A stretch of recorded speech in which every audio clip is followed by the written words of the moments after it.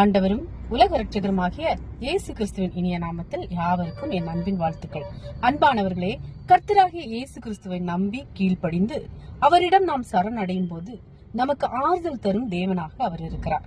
சில நேரங்களில் நாம் பயணிக்கும் சூழ்நிலைகளில் போராட்டம் இருக்கும், வேதனைகள், கண்ணீர், கஷ்டங்கள் இருக்கும். ஆனாலும் இயேசுவை நம்பி பயணத்தை தொடரும் பொழுது நிச்சயமாக நாம் கண்ணீர் விடும் காரியங்களில், வேதனைப்படும் காரியங்களில், பயப்படும் காரியங்களில் எல்லாவற்றிலும் இயேசு நமக்கு ஆறுதல் அளிக்க வல்லவராயிருக்கிறார். வேதாகமத்தில் ரூத் என்ற குணசாலியான பெண்மணி பற்றி கூறப்பட்டுள்ளது. இவள் மோவாப் என்ற தேசத்தில் தன் கணவன் மற்றும் மாமியாருடன் நன்றாக வாழ்ந்து வருகிறாள். இவளுடைய கணவர் திடீரென மரித்து போனார். இவளுடைய மாமியார் பெயர் நகோமியாகும். இந்த நகோமிக்கும் கணவர் இல்லை. நகோமி தன்னுடைய மகன் இறந்ததும் தன் மருமகளை பார்த்து, நீ உன் தாய் வீட்டுக்கு சென்று விடு, அங்கு கர்த்தர் உனக்கு தரும் புருஷனுடன் சுகமாய் வாழ்ந்திரு என்று சொல்லி மருமகளை வாழ்த்தி முத்தமிட்டாள்.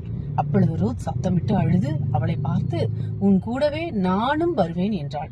நீர் போகும் இடத்துக்கு நானும் வருவேன், நீ தங்கும் இடத்தில் நானும் தங்குவேன். உம்முடைய தேவன் என்னுடைய தேவன், மரணமே அல்லாமல் வேறொன்றும் உம்மை விட்டு என்னை பிரிக்காது என்று கூறி மாமியாருடன் செல்வதில் மன உறுதியாயிருந்தாள். பின்னர் இருவரும் இஸ்ரவேல் தேசத்தில் உள்ள நகோமியின் சொந்த ஊரான பெத்லகேமுக்கு வந்தார்கள். நகோமியை பார்த்த பெத்லகேம் ஊர் மக்கள் எல்லாரும் மகிழ்ச்சியுடன் பேசினார்கள். நகோமி அவர்களிடம், நான் நிறைவுள்ளவளாக இங்கிருந்து போனேன், கர்த்தர் என்னை வெறுமையாய் திரும்பி வர பண்ணினார். சர்வ வல்லவர் எனக்கு மிகுந்த கசப்பை கட்டளையிட்டார், கர்த்தர் என்னை சிறுமைப்படுத்தினார் என்று மிகுந்த வேதனையுடன் அவர்களிடம் தனக்கு நடந்ததை எல்லாம் கூறினார். அதன் பின்னர் ரூத் பிழைப்புக்காக தோட்டத்தில் வேலை செய்வதற்கு சென்றால், அவள் வேலை செய்ய சென்ற வயல்வெளி போவாஸ் என்பவருடையது. இவர் நகோமியின் உறவுக்காரர். போவாஸ் ரூத்தை பார்த்து தன் தோட்ட மேலாளரிடம், இந்த பெண் எந்த இடத்தை சார்ந்தவள் என்று கேட்டார். அதுக்கு அவன், இவள் மோவாப் தேசத்திலிருந்து நகோமி கூட வந்த மோவாபிய தேசத்து பெண் என்று கூறி அவளுடைய எல்லா விவரத்தையும் தெரிவித்தான். போவாஸ் ரூத்தை பார்த்து, மகளே, நீ வேறு வயலில் வேலைக்கு போகாமலும் இந்த இடத்தை விட்டு போகாமலும் இங்கே என் ஊழியக்கார பெண்களோடு இருந்து வேலை செய். ஒருவரும் உனக்கு தீங்கு இழைக்காதபடி வேலைக்காரருக்கு கட்டளையிட்டு இருக்கிறேன் என்றார்.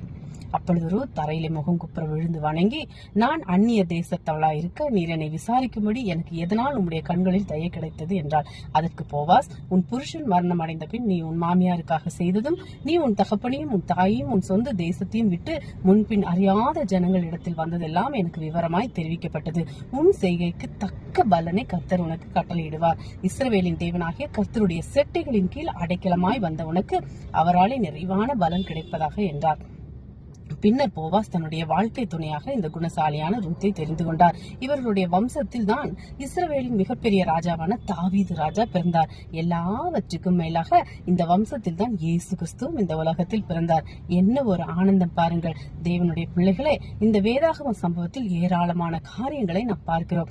மாமியாரிடம் உண்மையான அன்பு வைத்துள்ள மருமகள், மருமகளிடம் உண்மையான அன்பு வைத்துள்ள மாமியார், இவர்கள் இருவருடைய வாழ்க்கையிலும் நடந்துள்ள கசப்பான கண்ணீர் சிந்தும் அனுபவங்கள், இவை எல்லாவற்றிலும் இருந்து கர்த்தர் இவருடைய வாழ்க்கையை மீண்டும் கட்டி மகிழ்ச்சியட பண்ணுகிறார். இது போலதான் நம்முடைய வாழ்விலும் நமக்கு வருகின்ற வேதனைகள், கண்ணீர்கள், இழப்புகள் எல்லாவற்றுக்கும் பதிலாக நித்திய பேரின்ப மகிழ்ச்சி அளிக்க இயேசு வல்லவராய் இருக்கிறார். நம்முடைய துன்பத்துக்கும் அலைச்சல்களுக்கும் கண்ணீர்களுக்கும் சிறுமைப்பட்ட நாட்களுக்கும் சரியாய் நம்மை மகிழ்ச்சியாய் இருக்க செய்வார். ஆமேன். தேவன் தாமே இந்த வார்த்தைகளின் மூலம் உங்களை ஆசீர்வதிப்பாராக. ஆமேன். அல்லேலூயா. Praise God.